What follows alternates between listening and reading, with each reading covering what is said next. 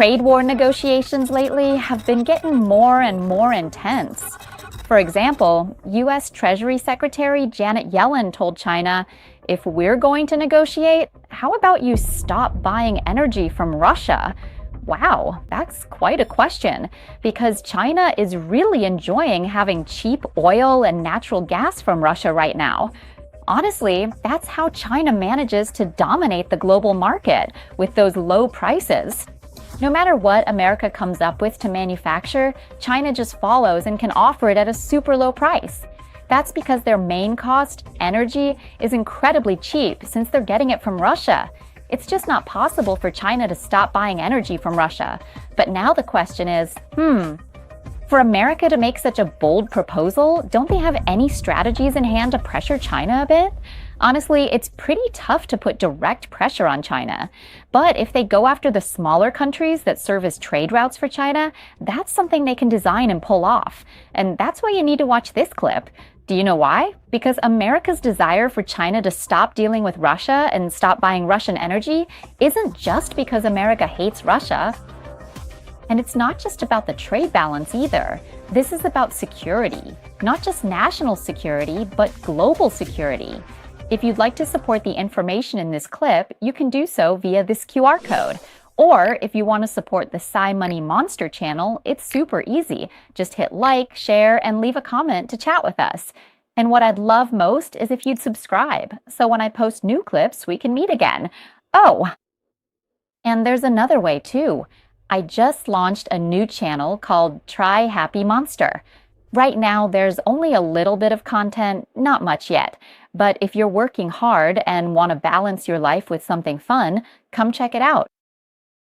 You've got to be a happy monster too. Please subscribe to my other channel as well. Thank you. Now, let's take a look at the full statement from Mr. Scott Bessent, the U.S. Secretary of the Treasury, to see what he said about tariffs and his stance on not wanting anyone to buy energy from Russia.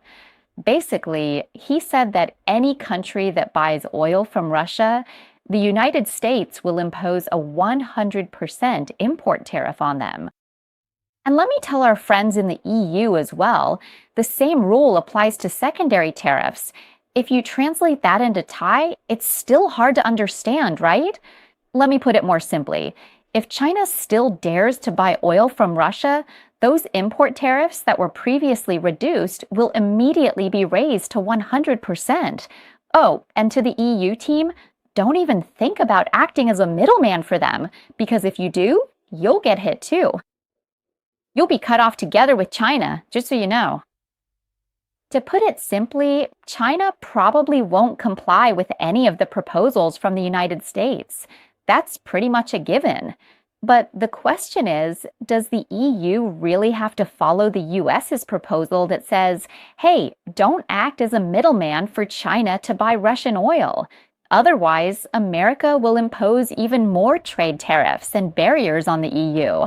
Now, we have to look at how important America is. How important is the EU to the US? Take a look at this chart. The black bars show the EU exporting goods to America, while the blue bars show America exporting goods to the EU. Today, let's focus mainly on the side where the EU sells goods to America. That means money flowing into the EU.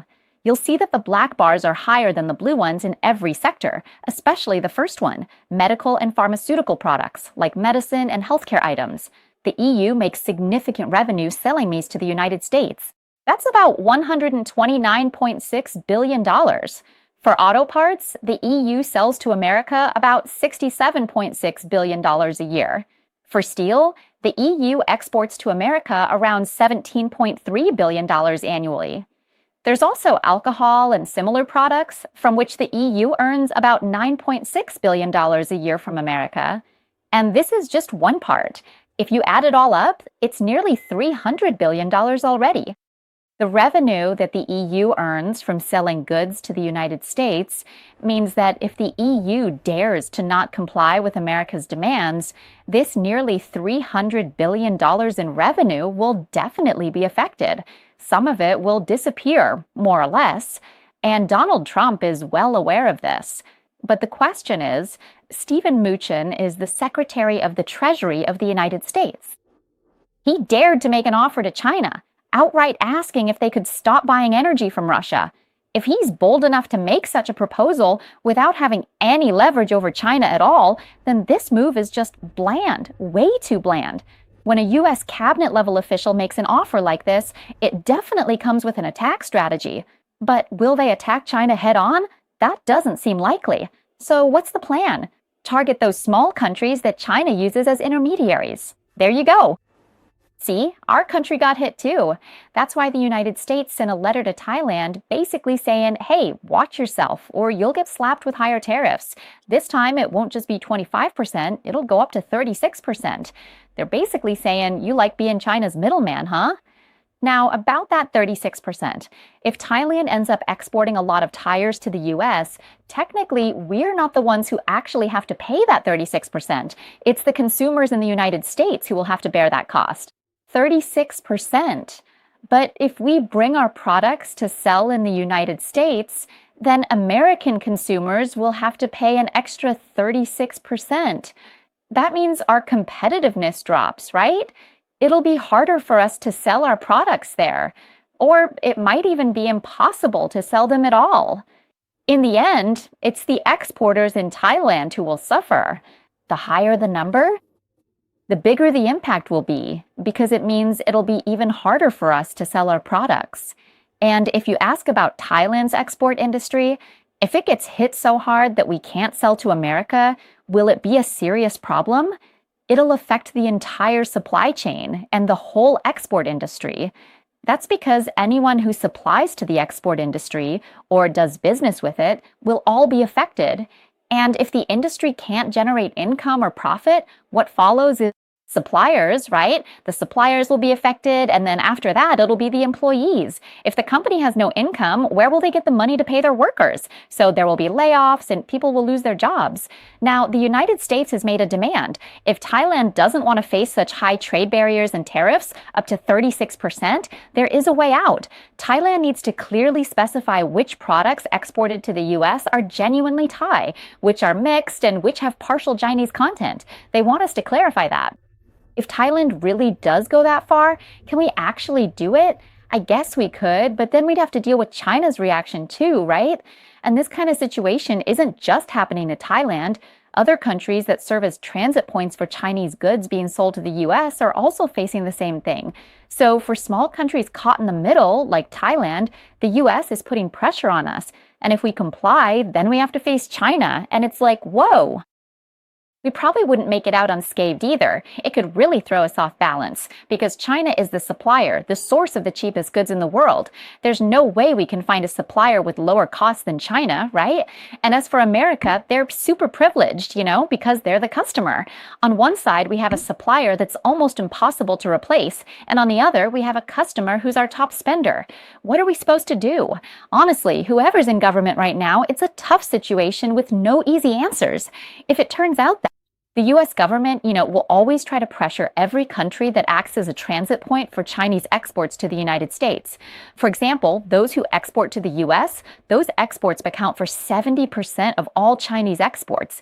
That 70% figure is huge. It's a massive amount. And if the U.S. decides to use this tactic, since they can't pressure China directly, they'll squeeze the countries China uses as intermediaries instead.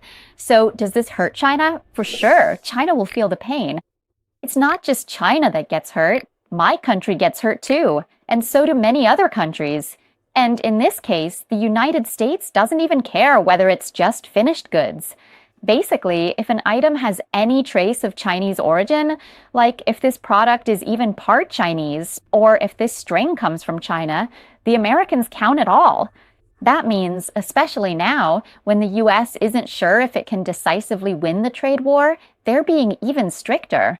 One specific thing the US did to pressure China was to dispatch formal letters of warning to every single country that is a trade partner or part of China's trade routes. The message was quite clear. If you keep doing business with China in this manner, the US will impose significantly higher trade tariffs on you, citing specific numbers too. But if you cooperate with us, we will reduce those financial burdens. If you look at it from the perspective of the various countries that received this letter from President Donald Trump, basically, if you don't stop being a trade partner or a transit route for China, you'll face even higher tariffs. For the countries that got this letter, they probably felt at a loss about what to do. The pressure was intense, whether it was coming from the US or from China. But on the other hand, don't forget, like I mentioned earlier, these tariffs that the US imposed, who actually pays for them technically? It's the American consumers who end up paying, right? So now the question is, for the countries that received the letter and the American public who are following the news, who's going to freak out more? It's likely that American consumers and businesses will be the ones who panic the most because right now they're anxiously waiting for updates and preparing themselves for the fact that from now on, whatever they buy from anywhere in the world is going to get more expensive. But here's the thing, the US government isn't just sitting back and doing nothing. They're not just sitting around nervously because Wilbur Ross, the U.S. Secretary of Commerce, has come out and said that the policy he's working on, together with President Donald Trump, sending letters to countries around the world announcing new tariffs and trade barriers, specifying who will be affected and by how much, will be a policy that Americans will have to... I really enjoy listening to the sound of voices. Okay, I'm not really sure how much Americans actually like the mail-in policy, but let's take a look at the countries that receive these letters. Let's see how they're doing right now, if they're still okay. Going back to what I mentioned earlier, if Trump puts pressure on every country that's a transit point or a trade partner with China, that would affect 70% of China's exports to the United States, right? This is just an estimate according to a Bloomberg report, which says it amounts to about 2.1% of the GDP of ASEAN countries that serve as transit points. That means if China still refuses to stop buying energy from Russia, the United States would be punishing the whole world just to pressure China alone. But let me tell you, the reason the US is going all out and playing hardball like this isn't just because China is buying oil from Russia not because they dislike Russia or just because it's about trade balances. The real issue with the US not wanting China to buy cheap energy from Russia is about security. And not just national security, but security on the level of who will dominate the world. Because in the new economy, with all the high-tech, technology, AI, semiconductors, EVs, 3D printing, and everything else, it all requires a massive amount of energy. Take data centers, for example. Just think about how much energy they need. So in this game, whoever has access to cheaper energy has a much better chance of winning. And this is one of the main reasons why the United States doesn't want China to get its hands on cheap energy. But it looks like China isn't backing down from this game either. When it comes to the game of sweeping up energy investments, China also has its own plans and policies. They've set their sights on becoming the world's tech powerhouse, the top dog in technology. And if you ask me, the fact that China gets cheap energy from Russia is one of the main reasons why. Over the past 20 to 30 years, the development of China's new industries and technologies has grown so rapidly. Let's take a look at this graph. You'll see that ever since China started getting cheap energy from Russia around 2022, you can clearly see, right up to 2024, just how exponential that curve is. The growth is so sharp that China has now become the world's largest energy producer. And it's not just a little more, it's way more than the United States, the EU, and India combined. So the base cost, or the zero-level cost, is energy. When energy is cheap, everything else becomes cheaper too. So for this reason, we can understand why China is able to produce everything at such a low cost, right? Just think about it. If we have cheaper energy, we can manufacture things like semiconductors with similar quality, but at a much lower price. So if you ask what global businesses would choose, They say that lately, China has been strategically positioning itself within the global energy landscape. In a previous video, I discussed the fact that China invested billions of dollars in Indonesia to both mine and refine aluminum there. And just recently, on July 21st, Bloomberg reported that China invested $167 billion in building a mega dam, a massive dam in Tibet, to generate a massive amount of hydroelectric power.